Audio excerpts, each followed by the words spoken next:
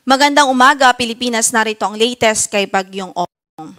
Kaninang alas 4 ng umaga o madaling araw ay naglandfall pong ito muli dito sa Palanas, Masbate. So second landfall po niya yan.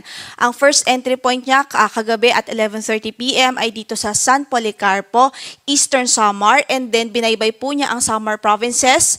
Nag-exit po siya sa western portion ng Northern Samar at pagkalipas ng ilang oras kanina ng alas 4 ng umaga ay naglandfall pong ito muli sa Palanas, Masbate. So ngayon, tinatraverse po niya ang Masbate province. Inaasahan po natin na mag-exit po ito o tatraverse nito ang Sibuyan Sea sa mga susunod na oras. At bahagyang humina na po ito si Bagyong Opong. Ngayon ay severe tropical storm na lamang. Although, significant pa rin ang kanyang lakas ng hangin, kailangan pa rin ho nating mag-ingat. Sa ngayon ay ang kanyang lakas ng hangin umaabot sa 110 kilometers per hour near the center at gustiness pong umaabot sa 150 kilometers per hour.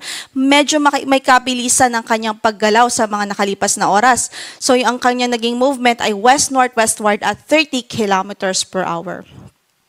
Sa latest track po na ipinalabas po natin, inaasahan nga po natin na sa mga oras na ito ay tinatraverse po niya ang Masbate province. Mag-exit po ito o itatraverse din po niya ang Sibuyan Sea at papunta po ito sa ilang bahagi ng Mimaropa region. So hindi natin inaalis ang tsansa ng another landfall po doon sa Mimaropa sa mga susunod na oras. Kaya patuloy po tayong mag-antabay. At kung mapapansindan natin yung kanyang diametro, medyo may kalawakan ho.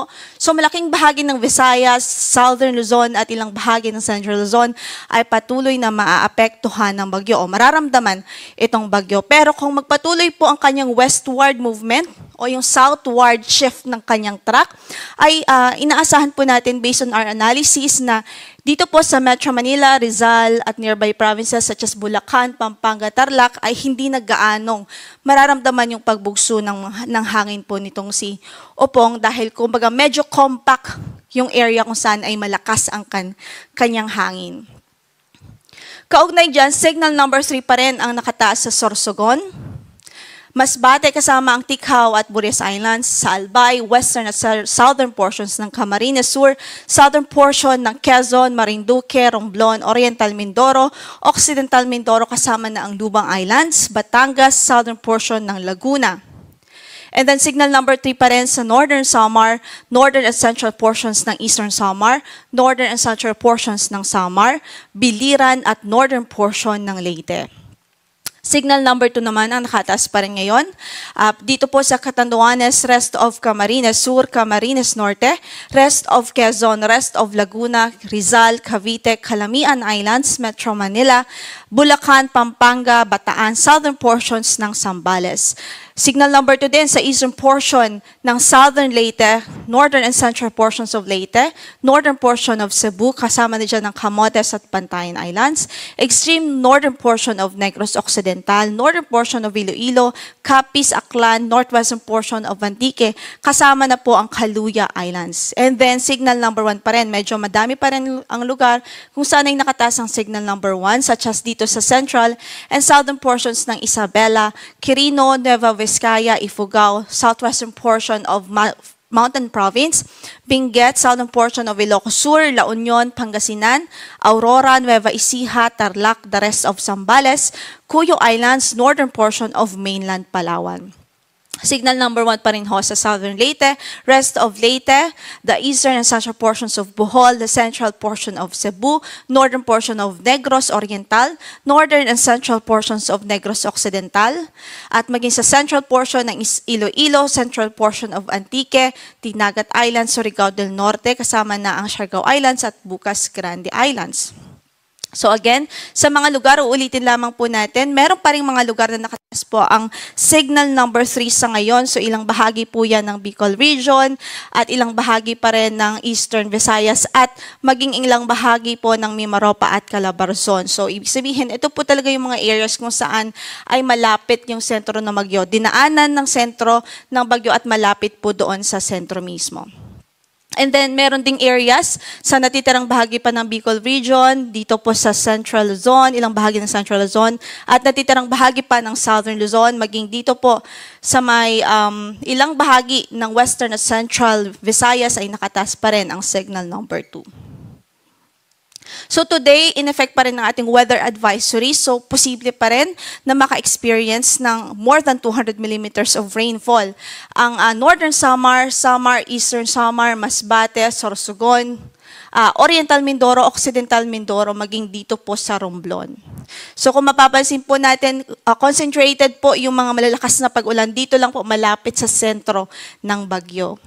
And then 100 to 200 millimeters of rainfall pa rin ang pwede pong maranasan sa Quezon, Laguna, Batangas, Camarines Norte, Catanduanes, Camarines Sur, Albay, Leyte, Cebu, Bohol, Negros Occidental, Guimaras, Antique, Iloilo, Aklan, Capiz. Habang 50 to 100 millimeters of rainfall naman ang pwede pong ma-experience pa rin sa Aurora, Metro Manila, Bataan, Cavite, maging dito sa Palawan at Negros Oriental, Camiguin, Siquijor at Surigao del Norte. So, ibig sabihin sa mga kababayan po natin, patuloy pa rin natin pinag-iingat sa mga pagbaha na dulot nga po ng mga pag-ulan na dala nitong bagyong si Opong. Then tomorrow, may posibilidad pa rin na may mga pag-ulan pa rin, heavy to intense na pag-ulan dito sa Oriental Mindoro at Occidental Mindoro dahil pa rin ho yan sa bagyong si Opong, habang sa Cavite at Batangas ay 50 to 100 millimeters of rainfall naman. Nakataas din ang ating gale warning sa ilang baybaying dagat. So actually, makikita po natin halos buong Southern Luzon except po sa natitirang bahagi ng Palawan. Buong Southern Luzon, ilang bahagi ng Central Luzon, the western section of Central Luzon, at ang northern portion ng Visayas, nakataas po ang ating gale warning. So hindi mo na talaga advice na pumalaot doon, especially yung maliliit na sasakyang pandagat dahil magiging maalon hanggang sa napakaalon po ng kondisyon ng karagatan natin dyan dahil sa passage po nitong si tropical cyclone o severe tropical storm Opong. And then for our storm surge warning, more than 3 meters pa rin ang pwede at posible pa rin ma-experience dito po sa Catanduanes, Eastern Coast of Albay, Camarines Sur, Sorsogon at Northern Samar. Habang 2.1 to 3 meters naman sa natitirang bahagi ng Albay, Batangas, Biliran, Camarines Norte, Camarines Sur, Catanduanes, Cebu, Eastern Samar, Leyte, Marinduque, Masbate, Northern Samar, Occidental Mindoro, Oriental Mindoro, Quezon, Romblon, Samar at Sorsogon. 1 to 2 meters naman ang posible dito po sa Aklan, Antique, Bataan, Batangas, Bulacan, Capiz, Cavite, Cebu, Iloilo, Leyte, Metro Manila, Negros Occidental, Palawan, Pampanga, Quezon, Zambales. So sa mga nabanggit nating lugar, highly discouraged pa rin po ang mga maritime activities dahil lalo na lumayo po muna tayo sa mga coastal areas dahil sa presence nga po nitong si Bagyong Opong, hindi po safe at napakadelikado po.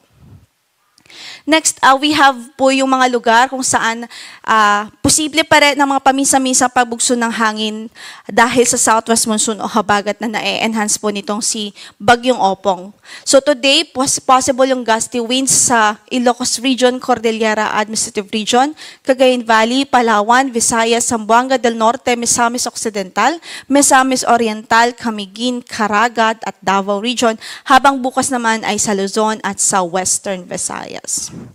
So yan po muna ang latest mula dito sa Pag-asa. Ang next bulletin po natin will be at 8 a.m. maya-maya lamang. Ho yan, stay tuned po dahil nariyan pa rin ho yung bagyo at kasalukuyan po nananalasa sa malaking bahagi ng Southern Luzon at naging ilang bahagi ng Kabisayaan at papunta nga po ito dito sa western section ng Southern Luzon sa mga susunod na oras. Kaya patuloy tayong mag-ingat, huwag hong maging kampante at stay safe po sa ating mga kababayan.